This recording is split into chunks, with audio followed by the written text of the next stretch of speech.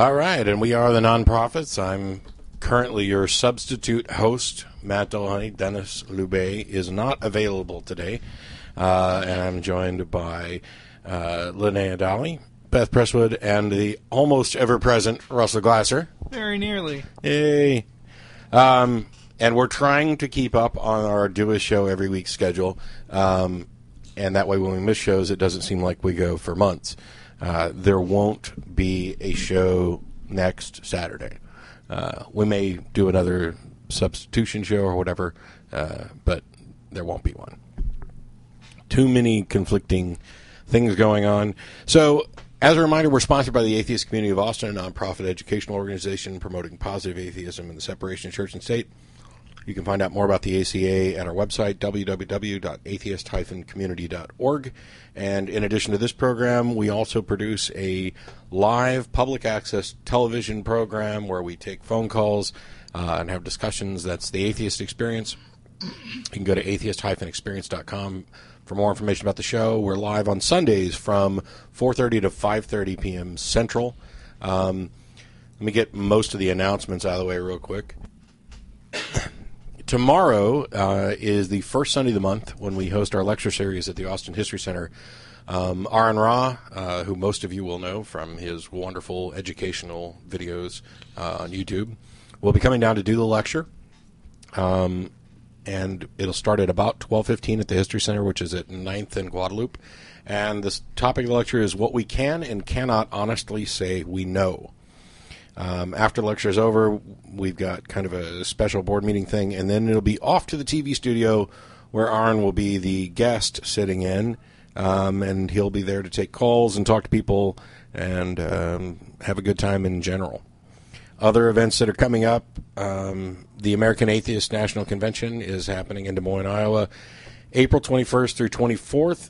My flight's been booked. Dave Silverman and I talked the other day, and he's going to kindly arrange for my hotel accommodations, and I'll be there Thursday night for the speaker's dinner, and then all weekend long to meet and greet folks, and then I'll be giving some talk on Sunday the 24th. The current title of that talk is Changing Minds. And in Oakland, California, there's the regional atheist meeting May 21st and 22nd. They're calling it the Rapture Ram. And they've asked me to come down for that. And I will be in good company, having a good time down there as the world ends, and then laughing about how it didn't end the following day. Brian Dalton, otherwise known as Mr. Deity, myself, Greta Christina, David Eller, Rebecca Watson, Jen McCrate, and there's several others that I've heard are potentially lined up for this. So we're really looking forward to that. Not only I'm looking forward because I'll get to meet Greta Christina at the American Atheist Convention and then see her again the following month. But this will be the first time that I've got to meet Jen McCrate from Black Hag. And we exchanged some emails about a separate discussion the other day. So I'm actually looking forward to that as well. Those are the bulk of the events that I have to announce. By the way, if you're interested in either the Rapture Ram or the American Atheist National Convention, you can go to atheists.org. That's atheists with an S. The information is up there for both of these events. And the speaker list for the National Convention is enormous. Just reading off the first few: Hector Avalos, Jamila Bay, Matthew Chapman, Greta Christina, Troy Conrad, Dr. Elizabeth Cornwell, who's the executive director of the U.S. branch of Richard Dawkins Foundation for Reason and Science, me, J.T. Eberhardt, Tom Flynn, David Goslin, some guy named Christopher Hitchens. He's listed as live via Skype, so evidently that's changed. As most of you are aware, he's going through some rather serious health issues, and so it looks like he's changed his attendance to live via Skype instead of actually being at the show. But Kathleen Johnson, Edwin Kagan, Lawrence Krauss, somebody named P.Z. Myers that nobody's ever heard of, and Paul Provenza and others. Anyway, I apologize for the guys I didn't get to, but it's kind of silly to list them all when they're on the website. Atheist.org for more information about all those. How's everybody doing? Pretty good. Good, thanks. Beth's good. Just fine. Just fine. Oh, don't do that. All right. Don't do. Let's get to news. Okay. Well, Newt Gingrich has a very legitimate fear that pretty soon, hours after declaring Sunday that he expects to be running for president within a month, former House Speaker Newt Gingrich said he's worried that the United States could be a secular atheist country, potentially one dominated by radical Islamists in the foreseeable future, according to Politico. What? Say that again. A secular atheist country, potentially dominated, dominated by radical Islamists. and he's running for president. Yes. He might win. Yes. And he's still going to be better qualified than Sarah Palin. That's the sad part. Gingrich was addressing Cornerstone Church, a megachurch in San Antonio, Texas, led by the Reverend John Hagee, an influential leader among American evangelicals. Hagee's endorsement of then-presidential candidate John McCain in 2008 was plagued by controversy. McCain ultimately rejected the endorsement over remarks Hagee had made about the Holocaust, in which he appeared to say that Adolf Hitler had been fulfilling God's will by hastening the desire of Jews to return to Israel in accordance with biblical prophecy. Remember that? Oh, yeah. Here's what Gingrich said at Cornerstone Church on Sunday evening, according to Politico. I have 2 grandchildren. Maggie is 11, Robert is 9. I'm convinced that if we do not decisively win the struggle over the nature of America, by the time they're my age, they will be in a secular atheist country, potentially one dominated by radical Islamists, and with no understanding of what it once meant to be an American. The former House Speaker held up his own faith. He converted to Catholicism 2 years ago. Ooh, holy war time. As proof of his undying patriotism. That shit flies in Texas? Catholics? So wait, this guy who converted to Catholicism 2 years ago is speaking before a Protestant church, touting his faith and how that's what it means to be a true American. Good idea, Newt. He lashed out at the college professors and the mainstream media, seeking to wipe out the Founding Fathers' Christian values, blah, blah, blah, boilerplate. So I don't even know if we need to state the obvious stupidity about this comment. Just in case somebody missed it, I think it's worth pointing out the obvious just this once, because I've been called out this week when I didn't say something that I assumed would be obvious. Was that regarding the Ray Comfort discussion? No. Okay. It was regarding Terry Jones, but we'll get to that in a minute. Yes.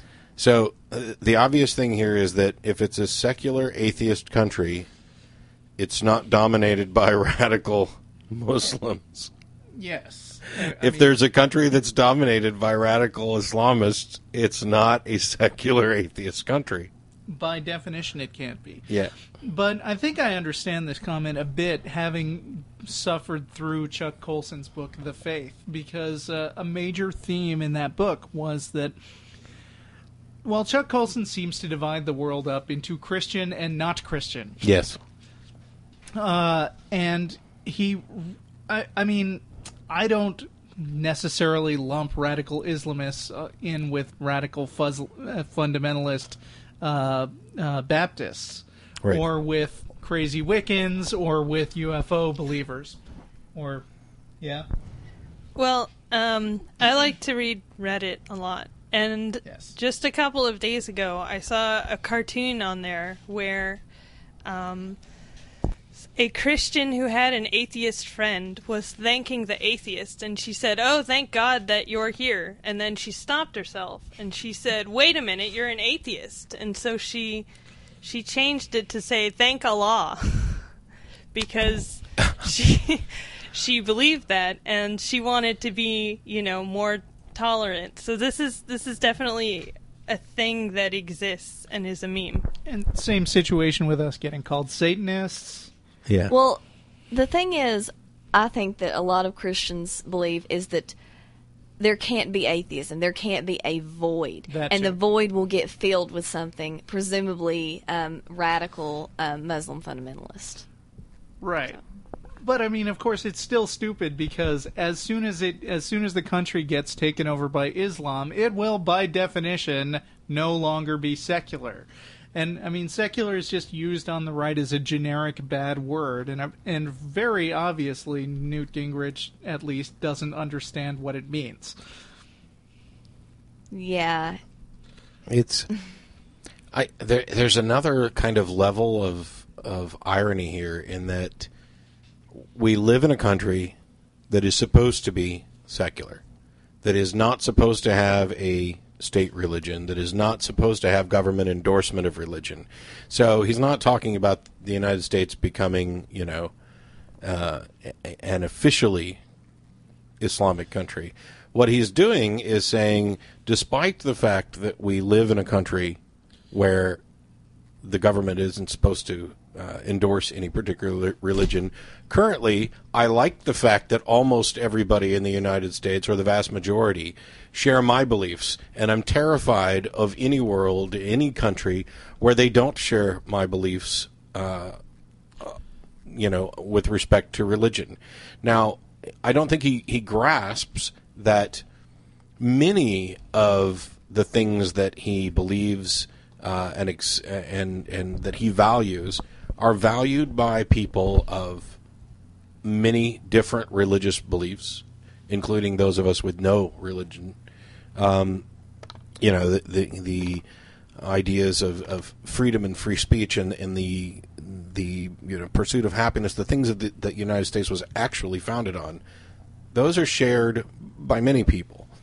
So what we're really talking about is really minor points, which to them are major. I guess I should say narrow points of ideology. And the fact that he might be living, or his grandkids might be living in a country where they are no longer the majority who can enforce their opinions upon everybody else via legislation. Well, and it's also got the same root as racism, because there's a lot of paranoia about America becoming a majority non-white country. Yeah. And which we already are. Yeah. And who gives a shit? Yeah. I couldn't imagine why. I have difficulty imagining why this is. They are projecting their fear that their impulse to subjugate minorities would also be carried out equally by other races if they were in the majority. Okay. And I'm trying to dig up actually a video that somebody sent me a few weeks ago that suddenly struck me as appropriate, because there's this I don't know, there was this crazy video that somebody sent me, which was all about how they were projecting these numbers where a nation cannot survive if they don't have a birth rate over a certain percent, and then they demonstrated, or so they thought, that America and all these European countries had a birth rate such that the white population was declining, and the Muslims were going to take over, and then when I look at the actual numbers, they were saying, like, the Islamic population in France has risen by thousands of percentage points, and then you look up the actual population and it's like less than 5% or something like that. I can't remember the precise numbers, but it's just. I mean, okay, first of all, Islamic fundamentalism is scary, and it's a bad thing, but paranoia over, over a particular religion becoming more persuasive than others is, it's not it's not as well supported by the facts as people think it is. That was a bit rambly. No, I think I'm with you. I mean, there's a lot to think about when we get to things like this, because, atheists, even within our group, fall into a variety of different political views. So this isn't I don't even know how much of this is about the actual politics. This took place in a church. This is primarily addressing myths about this being a Christian nation, but it also addresses the practical reality that while we do not live in a simple majority rules nation, the power that the majority wields is substantial, and the people who are in the majority live under the fear that they will not be the majority at some point. And you would think, for me, if I'm in a position where I'm, president of the ACA or in charge of something, I try to be consciously aware of the fact that at some point, that I'm representing other people, and that at some point somebody else is going to be representing me. And I try to take that into account. It doesn't terrify me. I mean, I guess nobody really likes to, or some people don't like to lose control or give up control. But the comments are all understandable. But I'm really kind of concerned about this, how this fear is demonstrating itself in conjunction with ignorance. Yeah. So a silly statement about, my grandkids are going to be in this secular atheist society run by radical Islamists. Well, there's a whole bunch of crazy whack jobs right now.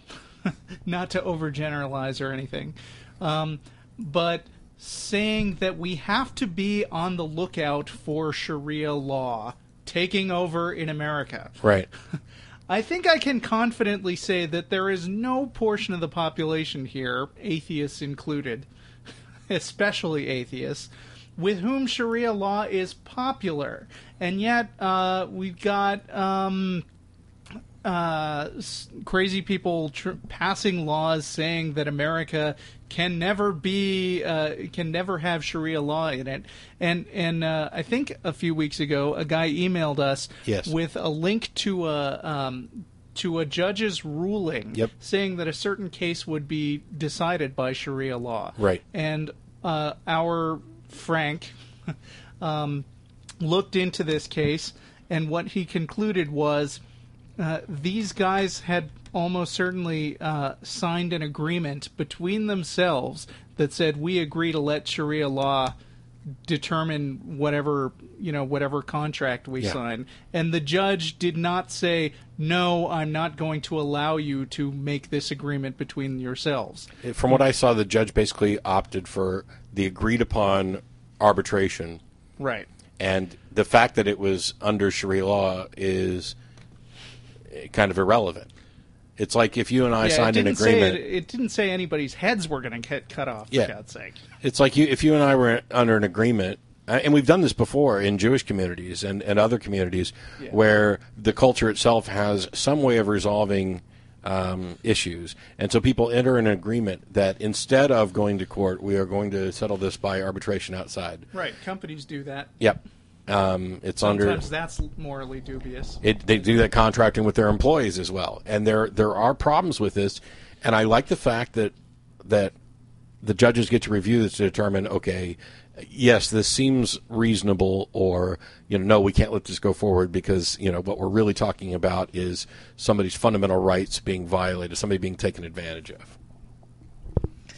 Well, I would like to go back to where the source is, so that we can continue sourcing this. Thanks. And second of all, I would like to say that I feel like every time someone says, "Oh, you atheists don't talk about Islam enough," the thing is, in America, for us, most of the time, Islam is not a problem. Most of the time, it's Christianity, and except for the rare flying planes into buildings. Yeah, except for the rare stuff, and when that rare stuff happens, we bring it up. Right. But this trying to shift the blame onto Islam is just kind of part of this mindset that that the other is the problem, and that if we can just get enough focus on the other, that'll be enough justification for us to attack them, or, to promote Christianity as a positive thing while Islam is the negative thing.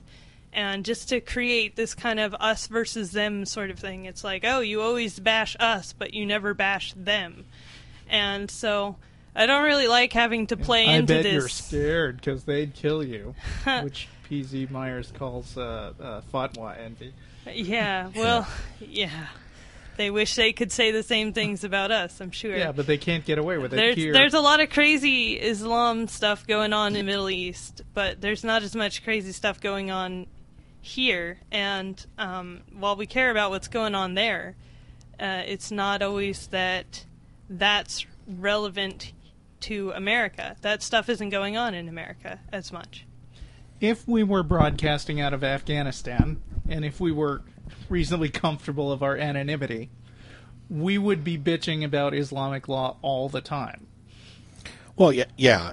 We got an email, a series of emails this week from somebody who, when we talked about Terry Jones last week and him burning the Quran, and he seemed to be upset that we weren't defending Terry Jones' First Amendment rights, and made accusations that we, along with many other atheists, had succumbed to this kind of social tendency to go easy on Islam. Simply because we weren't sitting here saying, yep, Terry Jones got the right to do that. Well, I'll say it now. And we said it before. We said it the last time he threatened to burn a Quran. He has every right to do it. As a matter of fact, we went after the Obama administration and others who made a big deal out of this, trying to say, oh, this is a matter of national security, don't do this. Because all they did was play up the issue even more than it was. Right. I think the government has no business telling a private citizen not to burn his property. But they have every business, just as we do, saying that guy is a dumbass, he doesn't represent us. Yeah. And so I support his First Amendment rights. I support Westboro Baptist Church's First Amendment rights. I think they're all douches doing really stupid things for really stupid reasons. But, they have every right to do it. So I'm going to use that to transition, I guess, into government rights and free speech stuff. Sure. In the UK, this is from Quackometer. Where was your source from, by the way? CNN. Okay. And it had a link to a video of Newt Gingrich's original speech if you want to check it out. Okay. Well, in the UK, their Advertising Standards Authority has received over 150 complaints about homeopathic websites. Because these websites are making claims, that they can't back up. So the ASA is coming down on them, and they are saying that now. This is a really long article. They have to remove any content from their website that claims directly or indirectly that homeopathy and homeopathic products can diagnose, treat, help, or cure health conditions. This applies to claims made both by lay and medical trained homeopaths advertising their service and or products. So basically they can't do false advertising on their websites. And homeopathy already has a code of conduct, but they never really enforce that, a code of ethics that says that they can't make unfactual or misleading or unrealistic or extravagant claims. But I feel like if they actually followed that, then they wouldn't be able to say anything other than this is water. Well, they do follow it. It's just that they've watered it down to the point where it's no longer effective. Oh, burn. All right. Wait, if they watered it down, wouldn't that make it more powerful? It should. It should.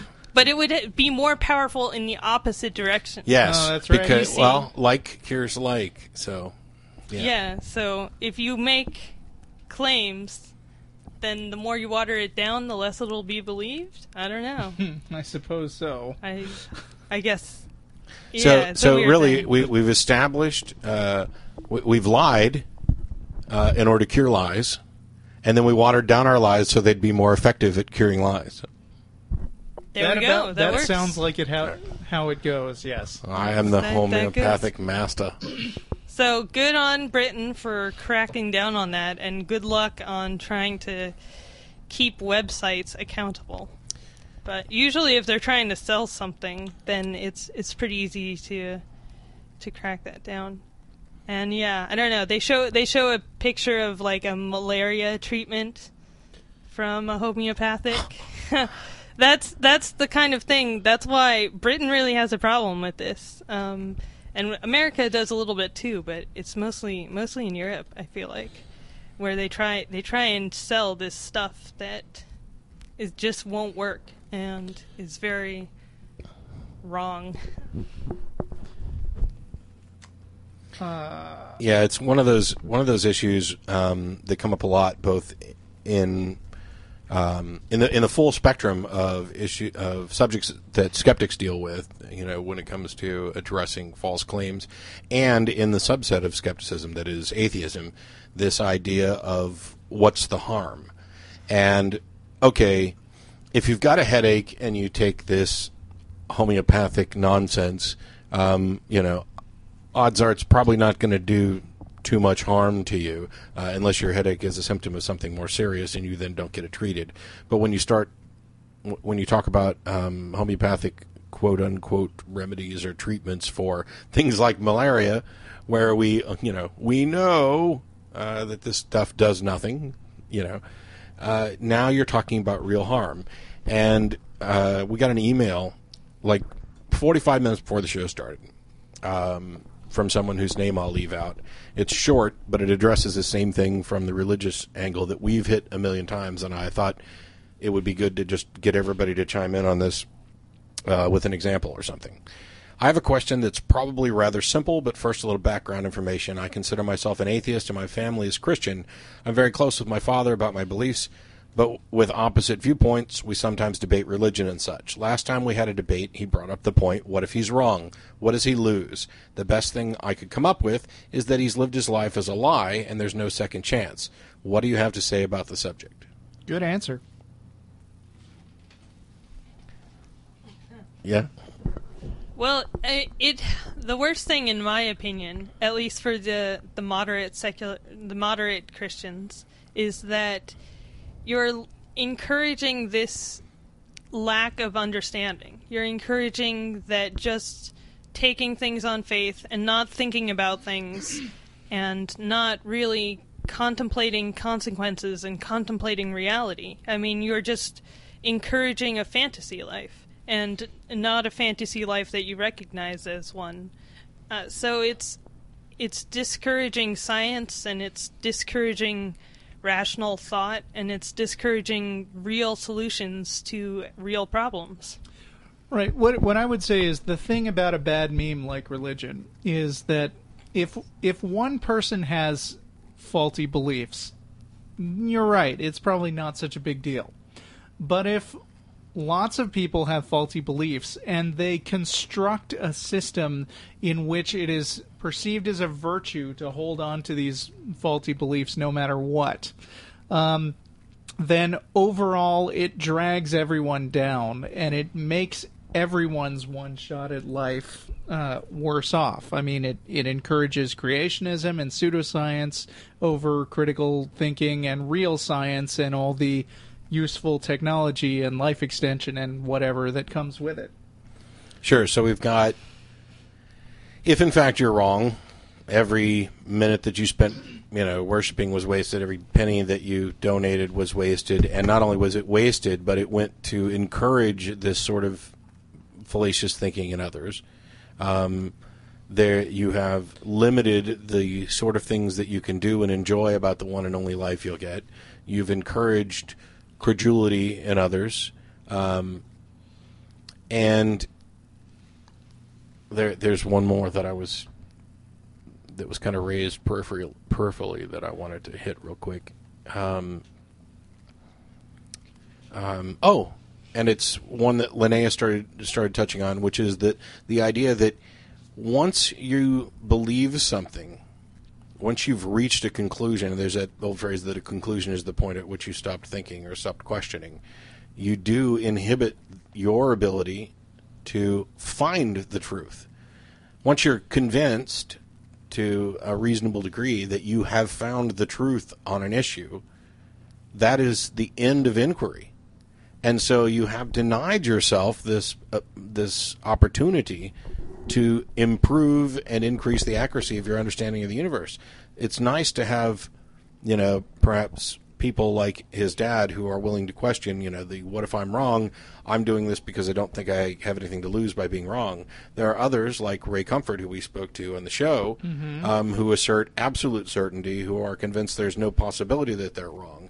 And when the two of them are in agreement or partial agreement on this, it lends itself to not only fallacious appeals to authority and fallacious appeals to population, but it gives those people who would otherwise question and be a little more doubtful about their position a certitude that's completely unjustified. One of the things that I was trying to be on the lookout for before we had our epic battle with Ray Comfort.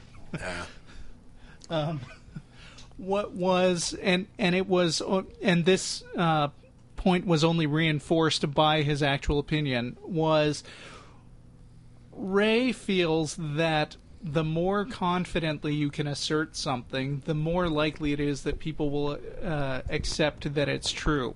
So if you can just keep saying, I know the answer, I know ultimate truth, yes, we can know, just believe me, then that just makes it true on its own merits. By repeating something over and over again and being just cocksure about it, you can mold your own reality. And it's really important not to let people get away with that and ask questions like, how do you know? And of course, also in terms of standard answers to Pascal's wager, which is what this is, the question, what if I'm wrong, is assumed to mean, what if I'm wrong and there is no God? So one response is, what if you're wrong and Islam is right? Then you're really screwed for worshiping a false idol. So keep that in mind. Okay. And on that front, there's this article that I'd kind of like us to address. I don't want to necessarily read the whole thing because it would take too long. It's at the National Catholic Register, and it's by Jennifer Fulwiler, I think is how you pronounce it, talking about Atheist Pride Week. The March 20th through 26th was designated by some atheists as A Week, and they were encouraged to change their Facebook profile pictures to an A and other things. She doesn't think this is healthy. Back in my day, atheists didn't walk around with signs that said, I'm an atheist. She really started with back in my day. And then she joked about how since she's 34, it might not make sense to say back in my day. They didn't put atheist pride stickers on their... That was my day, too, I'll tell you. Yeah. They didn't put atheist pride stickers on their 2-pound cell phones or replace their grainy yearbook photos with a red A. Our campaign Atheist Pride stuff is a big departure from the way atheists of previous generations have done things. And contrary to the modern atheist pride message, I doubt that the relative silence of history's average non-believer was primarily motivated by fear of persecution. What a dumb... Of course it was. So for years, most people had no idea that they weren't alone or that they could reasonably speak out without fear of reprisal. Has she studied the McCarthy era stuff? Is she aware of what happened in the 50s? Well, that wasn't back in her day. Yes, that was before her day. Perhaps if you were slightly older, you might have a little better grasp on the long term of this. But anyway, she goes back. Looking back, I think there was an understanding that defining yourself by what you're against isn't psychologically healthy. Why don't you tell that to the Tea Partiers? Yeah. Oh. Yeah, or abolitionists or anybody like that. Yeah. Abolitionist. Defining yourself as an abolitionist. By the way, I don't think anybody in this room defines themselves solely as an atheist. And I don't know too many people who identify as atheists who would even entertain the idea that that's the sum total of who and what they are. And I'll tell you what else. I don't define myself as an abolitionist at all. Which is not to say that I'm not anti-slavery. It's just that abolitionists managed to achieve what atheists would like to achieve, which is that the abolition of slavery is no longer an issue because nobody supports slavery anymore. So she talks about how Christians, Muslims, Jews, and even secular humanists set their sights on positive set of principles that supersede their own whims and how this is healthy. First of all, some of us in this room are secular humanists. I would think that quite a few of the atheists that you're addressing are humanists. You're focusing on one out of a bunch of labels and saying, oh, no, this isn't healthy. To say that your guiding, this is a quote from her, to say that your guiding belief system is atheism literally means nothing more than not theism. Congratulations, you got it right while getting it wrong.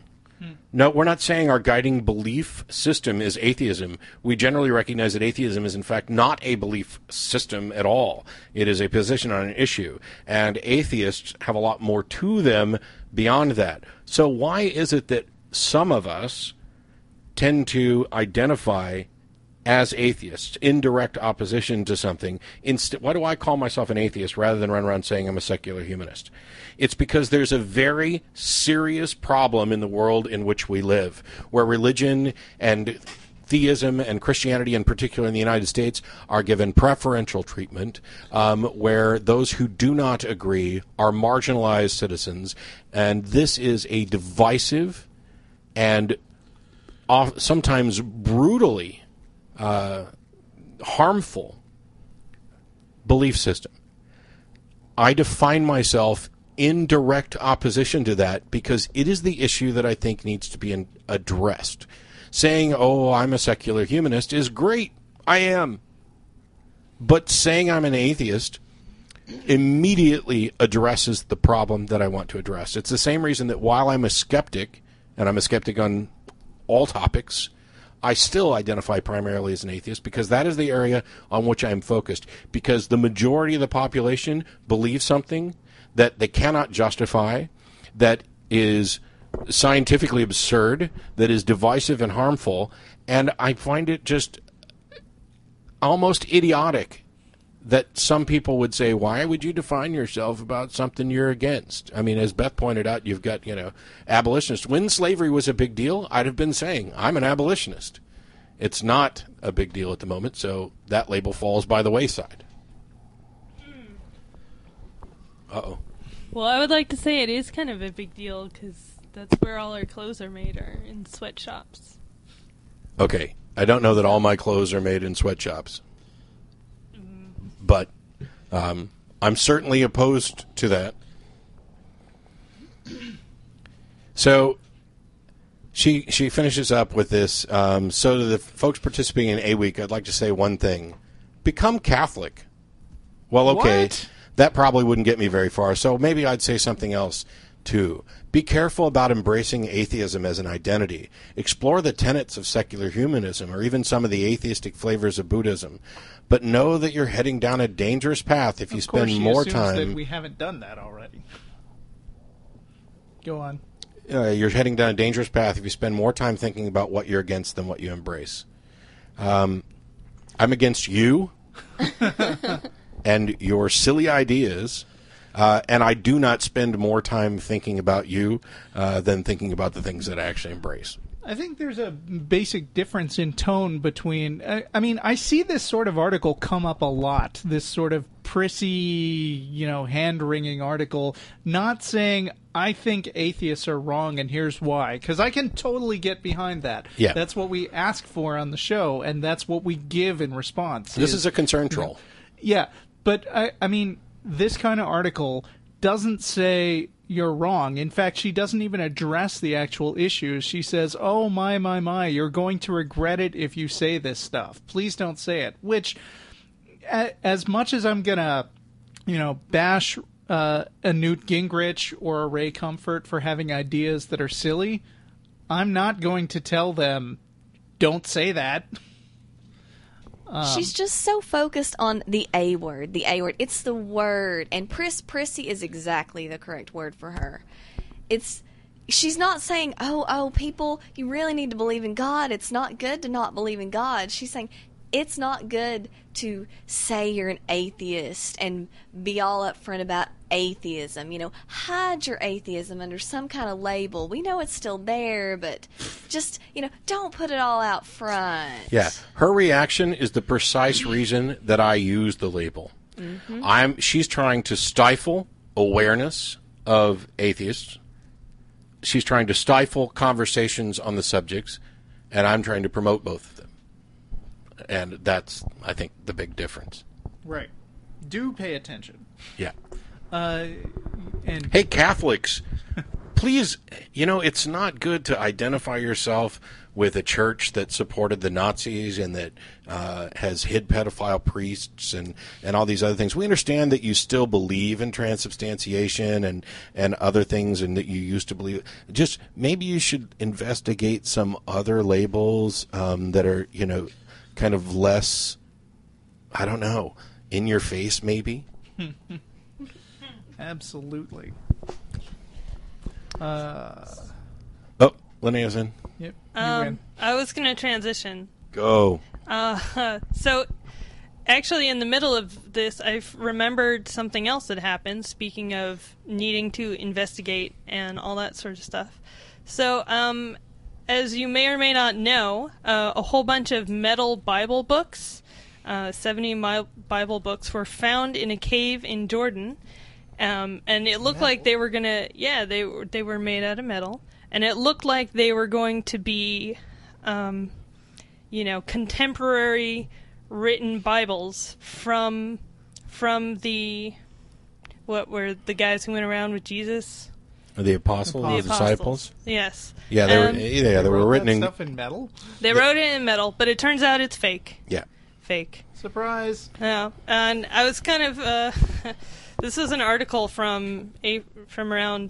It's kind of tough to find stuff around April 1st. Yeah. Because it's like, wait, is this a fake or is this? I spent a lot of time fake? on this about whether it was a fake or a fake. Yeah. Because even the Wikipedia entries for it went up like on the 30th and 31st, and all the news sources were like from around the 31st, and they were. It had a whole bunch of attributions at the bottom, but they were all from a couple of sources. Yeah. So I went round and round on this, and I'm still not utterly convinced, but I did like the fact that the one individual who's saying that these are most likely a fake demonstrated kind of clearly good reasons. Yes. that they didn't understand the Greek that they were copying from another manuscript. Exactly. So this is from darrenbrown.co.uk. And how do we know that it's a fake? That's what I'm interested in. I'm getting there. Okay. Jeez. And this is also from DanielO'McLean.wordpress.com. Wait, he's got the sources. Darren Brown?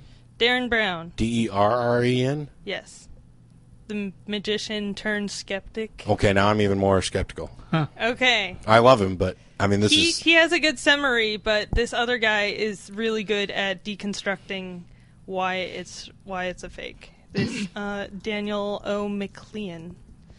So yeah, the thing about why it's a fake is there's a line in Greek that translates to "without grief, farewell, Agbar," also known as Isilon.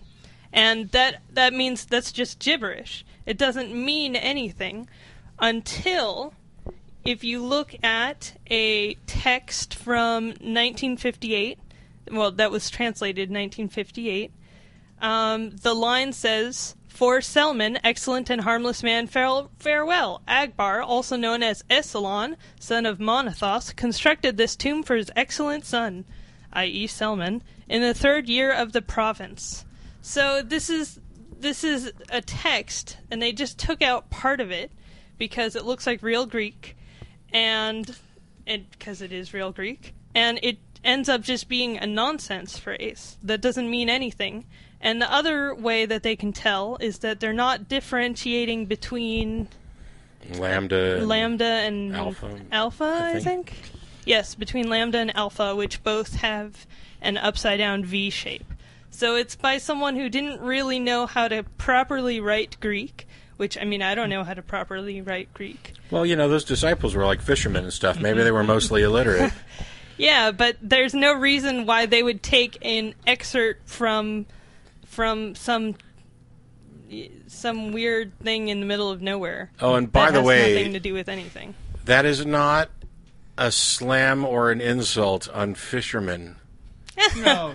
Okay. It's a comment on the fact that fishermen in those times were, in fact, illiterate, just like me. Yes. Just like me, illiterate. Before everything. I know. It's like, why are you guys going after fishermen? Oh, and the fact that I said it in that kind of voice is probably going to get me. Why would you say it in that kind Leave of me voice? alone. You were referring to the kind of person who would write us about how offended they are, not fishermen in general. So by the way, side note, when I Googled Metal Bible just now, I came across this link. The Metal Bible is a special Bible edition for all of us that are into metal music. It contains the New Testament as well as metalheads that share their life stories and talk about what God and the Bible means to them. It was just written in a plain text, so all of that flavor was from Russell. Okay. But anyway, Russell is flavor, though. Oh, I agree. Flavor. I can attest to that. Uh-oh. Anyway. They're trying to keep the show at the R level. Okay. So anyway, it's kind of disappointing that these things turned out to be fakes, because it would have been nice to have a real thing to compare the current Bible to. Yeah. So that's kind of disappointing. But on the same token, it's kind of sad that somewhere out there is someone who made this forgery within the past 50 years, who thought that it would be a good idea to help promote their religion to create something that was a lie. It may not be. You don't think so? You think it's just someone? Oh, I think that's one of the more likely, but it's also possible. I get a lot of emails from some incredibly misguided atheists, including some rather unstable individuals who have made suggestions about giving kids a knife and putting them in a room with a homosexual and a Bible. What? I'll show you later. But he said it's a sting operation to arrest the librarian for carrying the Bible. Yes, because the Bible, people should be arrested for giving the Bible. Anyway, it's a bunch of nonsense. And so I don't want to say... We don't support censorship of books. I don't want to assume the motive. I think you're most likely right. That seems like the most reasonable motive for this. Kind of like I think the Shroud of Turin was faked by people doing that. But it's possible they were both faked by people opposed to it, hoping to get this accepted and then expose the fake. I don't know what their motives were. Next. I'm going to attempt to play the audio of this clip so that it will be shown to be genuine. This is a conversation between Matt Friedman of American Family Radio. If you just send me the clip, I can play it directly into the... I can do that, but then... okay, fine. Gmail it to me, we'll get to it in a minute. All right, somebody has to fill time, though. We can fill time. So, Ken Ham, is that what you were talking about? Yeah. Okay, then I can't fill time with that if you're going to do that. Pegasus Awards. Pegasus Awards, knock it out. Okay, so every year, April 1st, the JREF gives out Pegasus Awards, a dubious honor for dubious claims, for people who are most prominently promoting quackery. So I'll just go over them really quickly, and I don't know if I know all the people on this list, but we'll go through it and shame them, quack shame them, hopefully into submission. All right, first award goes to NASA engineer Robert B. Hoover, proving that even people who are intelligent and have received a lot of schooling can go wrong. He's announced for the third time in 14 years that he found evidence of microscopic life in meteorites. along with the crackpot Journal of Cosmology, a now defunct publication founded in 2009 to publish articles advancing the scientifically unsupported idea that life began before the first stars formed and was spread throughout the universe on meteors. So life is before stars, which doesn't make any sense because we needed the stars to create the raw atoms that could make life. So I guess it's just hydrogen-based life with absolutely no other atoms in it. Anyway, so he pitched his warmed-over idea to Fox News, and Fox News ran with the story, convincing people that NASA had discovered extraterrestrial life. Well, you know, we report, you decide. We don't do things like filter Fact-checking. stories based on accuracy or anything. Yeah, no, that's, yep. Second Pegasus Award goes to CVS Pharmacies. I think I'll stop shopping at them. For their supporting the manufacturers of homeopathic medicines, which sell up to $870 million a year. So they're offering, you know, the fake medicine right alongside real medicine with no warning to consumers that this is just the fake stuff. Just selling but sugar don't all, pills. I mean, is there any pharmacy that doesn't? I mean, Walgreens has homeopathic stuff, CVS, I'm sure Rite Aid, all of them.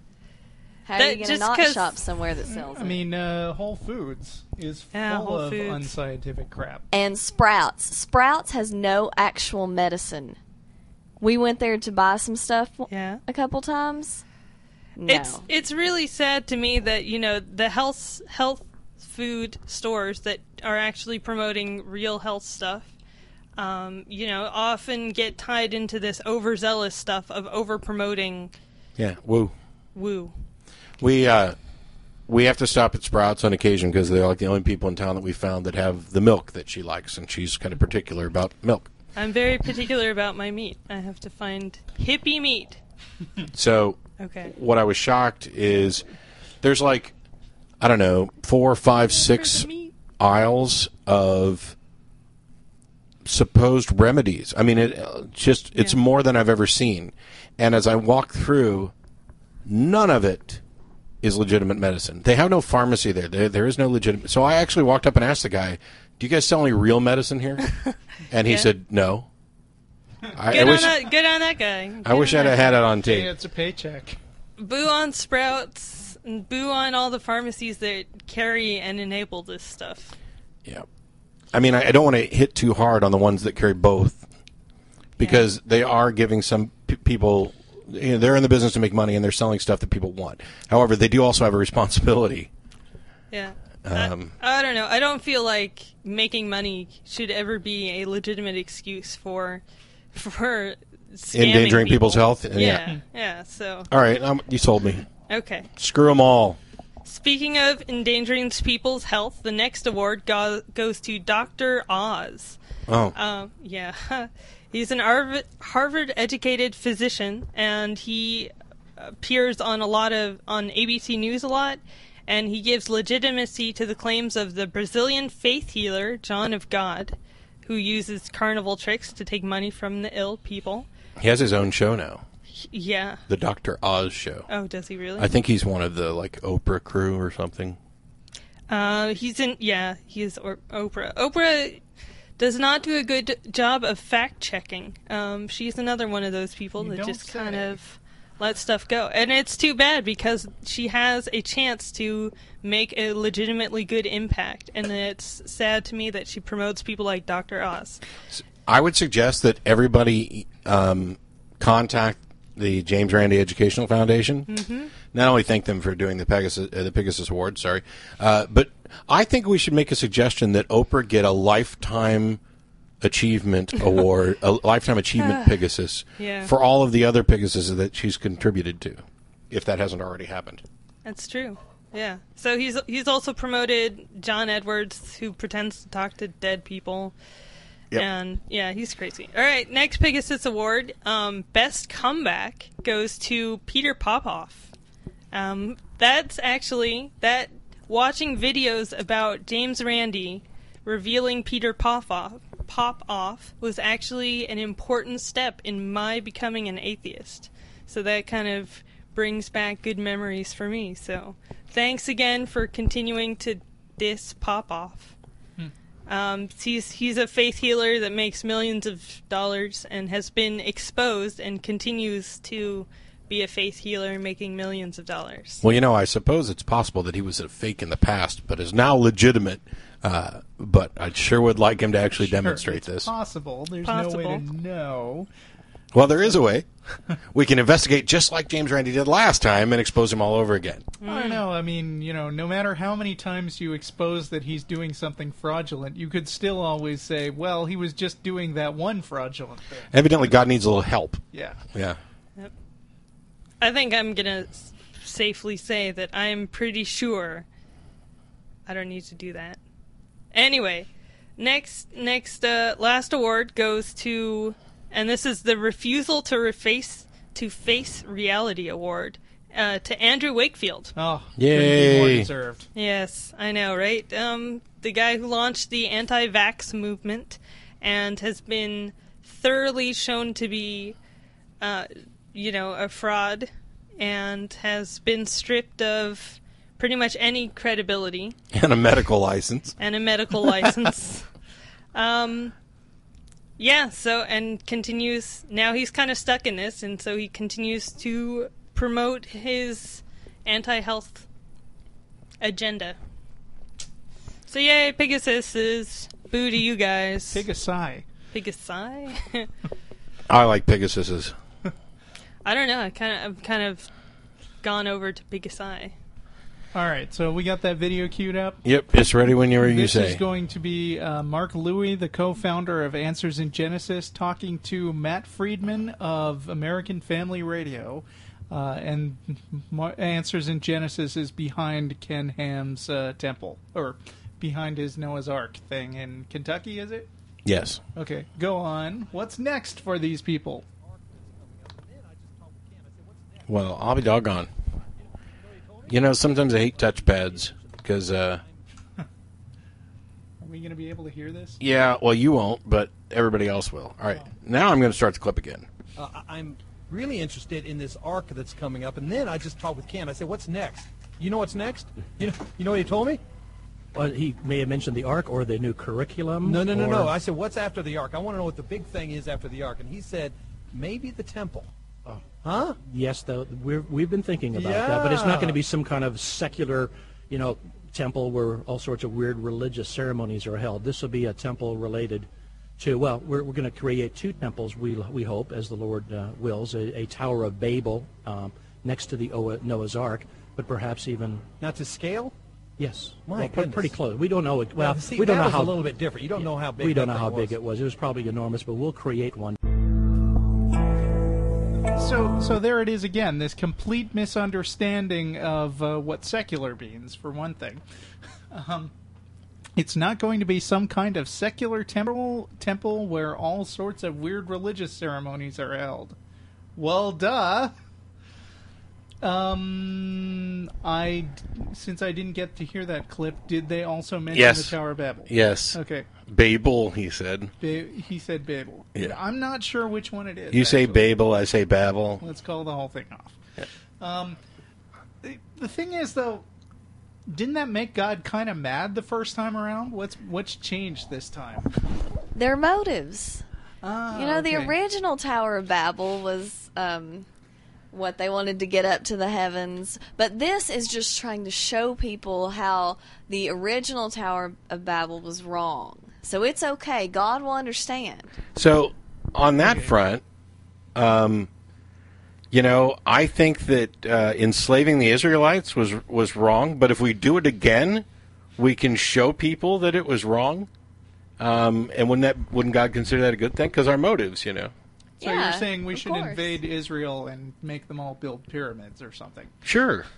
I mean, it's wrong if your motive is self-glorification, but if you're doing it for the glory of God, it's got to be right. Yeah, right. There you go.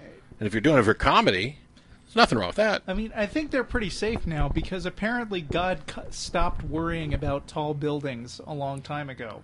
Or, for that matter, large numbers of people congregating in the same place and planning to do something because they can all speak the same language. Yeah. I mean, there are... I think even most foreigners now who are somewhat worldly now learn to speak English. And so you would think that it's kind of time for the Lord to faction off a bunch of new splinter languages so that they can't understand each other again. Yeah, it'd be great if, like the entire Answers in Genesis crew was there at the, when they went to put the final brick on their Tower of Babel, and it turns out that some of them didn't quite have pure motives, and so God makes the whole thing crumble, and then some of them are speaking, like pure redneck, and some of them are speaking something else entirely. New England. Oh, yeah? No, wait, that's not right. Oh. Alaskan. So, yeah, they were going to build a copy of Solomon's Temple, which, by the way, I didn't go do all the research for this because I did this in the past. If you go into the Bible where it describes the building of Solomon's Temple, the dimensions and materials are absurd, like beyond what could have been possible with modern day population in a region. It's just how nuts. are they going to build that Holy of Holies without a high priest? Yeah, they got Jewish friends. Surely they can get. Hey, Rabbi, can you come in here and? Magic Man done it. I mean, it's just a replica, though. It's not the real Holy of Holies. It's only a model. Oh, so anybody can go in at any time? Yeah, sure, because they have to conform to the United States policies with regard to the disabled. So if your junk is messed up, even though you couldn't go into God's real Holy of Holies, you would be able to go into this one.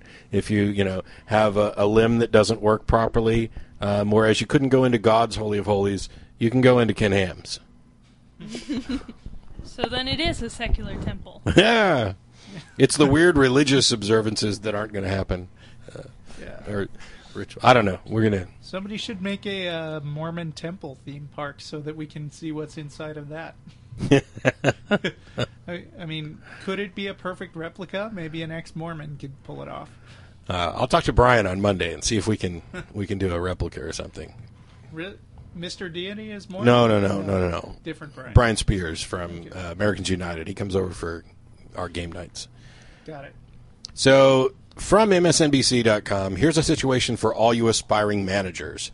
If you were the boss at a U.S. government agency and one of your employees complained that she was afraid of a coworker's religious practices, what would you do? Would it change your decision if the religion were Wicca and the employee feared her coworker because she thought she might cast a spell on her? Here's how the Transportation Security Administration handled it. Did he say grow the fuck up? He did not. Oh. Any other guesses?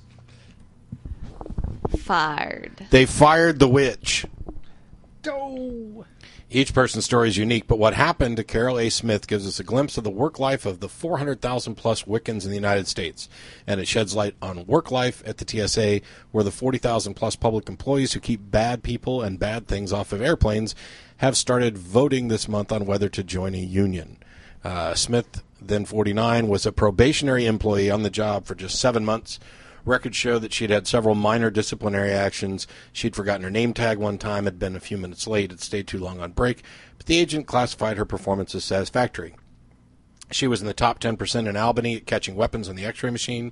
She passed her skills test on the first try. She caught a woman on her way to Vietnam with $30,000 in cash, and she didn't mind working with the passengers. The assistant director told her he was investigating a threat of workplace violence. He said that her former mentor in on-the-job training, Officer Mary Bagnoli, reported that she was afraid of Smith because she was a witch who practiced witchcraft. She accused Smith of following her on the highway one snowy evening after working and casting a spell on the heater of her car, causing it to not work. So they burned her.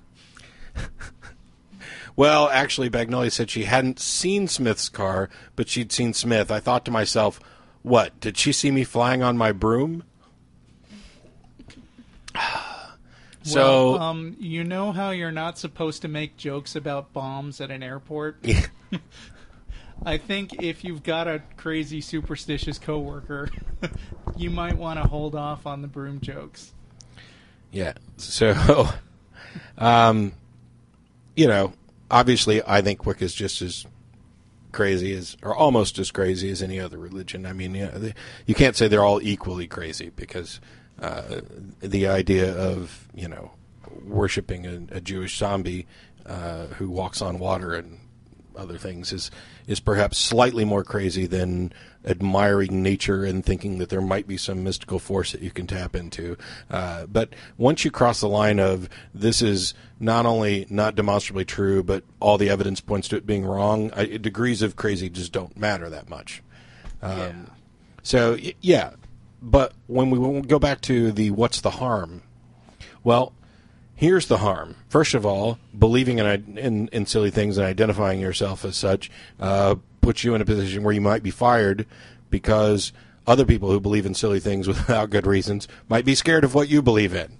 This whole divisive, I'm afraid that, thou shalt not suffer a witch to continue being employed. In this case, I mean, the person who's in the wrong, their beliefs didn't harm them. I mean, the Christian person who picked on the Wiccan did not suffer any fallout from this. Yeah, that's the benefit. So maybe when people say, what's the harm? It's like, well, it won't hurt me. Screw other people. Yeah, it's the benefit of holding the majority crazy position. So we're well over an hour, despite thinking we didn't have enough news stories to talk about. Has anybody got a favorite that they absolutely need to get to? Ken Ham was it. And I know Linnea wanted the Pegasus stuff. Yeah, I did the Pegasus, so awesome. James Randi, thanks for keeping on doing that. So, Beth, do you want yours? No, I'm good. Really?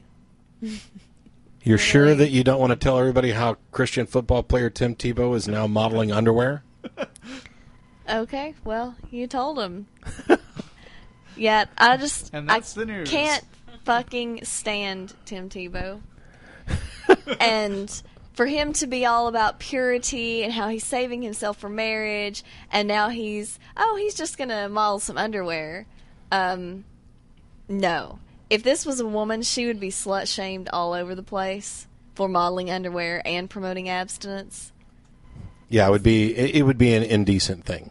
It's inconsistent with the image that he apparently wants to portray, but mostly in a sexist fashion. Whereas if his sister had been a star volleyball player saying and doing the same things he did, and then announced that she was going to be doing underwear ads, I think there's a good reason that the family, or a good likelihood that the family, the church, and a lot of other people who had elevated her status would be a little miffed. Oh, Focus on the Family would have dropped her, but I haven't heard anything about them dropping him. For the record, I think we are all of the opinion that society needs more nudity. Yeah.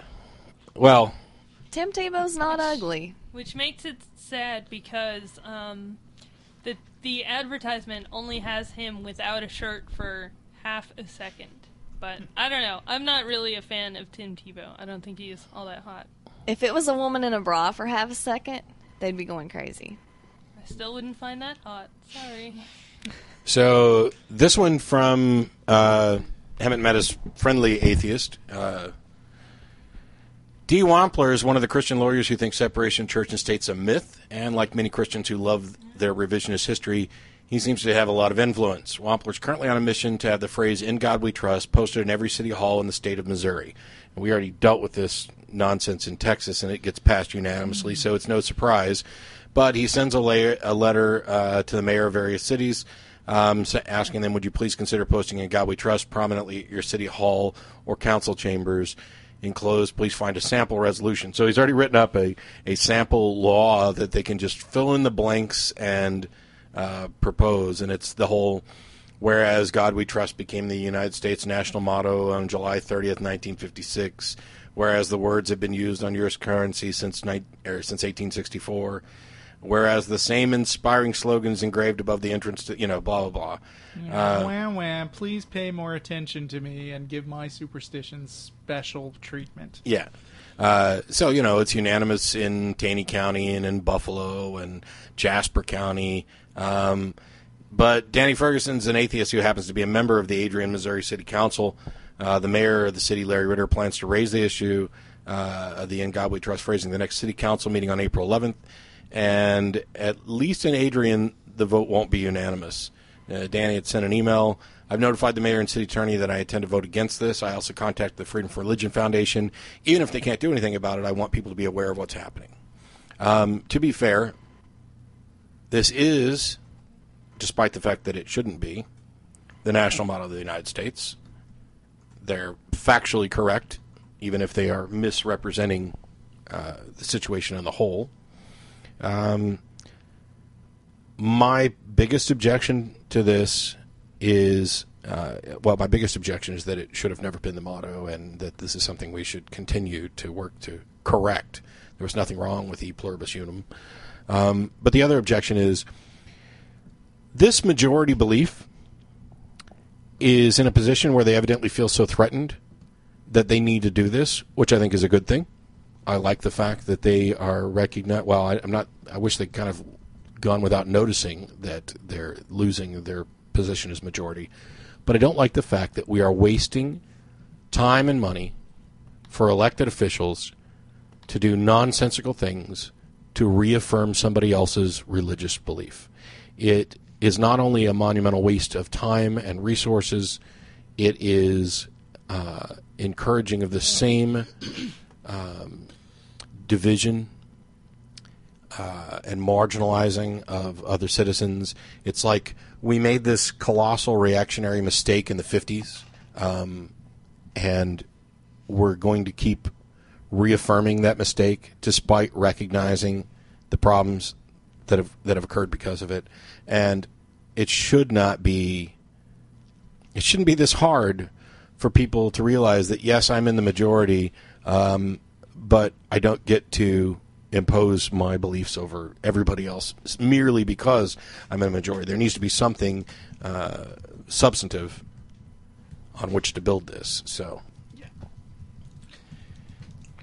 And on that note, I got nothing. Okay, we're done. We should just stop dead air because we don't have Dennis to close it up with a clever, witty response. So, quick reminder, you can hit the website for more information about what's going on with the ACA, the Frequently Asked Questions page, and visit atheists.org for more information about the upcoming conventions for AA and others. And there you'll also find information about the billboards that we didn't get to today. And I'll probably talk more about that in the future. But if you're going to the convention and you see me, just pull me aside. I'd love to talk to people when I'm out and doing that stuff. That's it for this episode of Non-Profits. That's our show for all you secular, fundamentalist, Islamist, Catholic, Mormon, jihadists out there. Yeah. And in the name of Allah Yahweh and his wife, Asherah, we hope that you don't actually sacrifice things. I don't know. What a dull ending to the show. Dennis, come back. We need Dennis. We'll be back in 2 weeks with another episode of the Non-Profits, and we'll leave you with Brian Steiksma's Galaxy Excellent Cinema.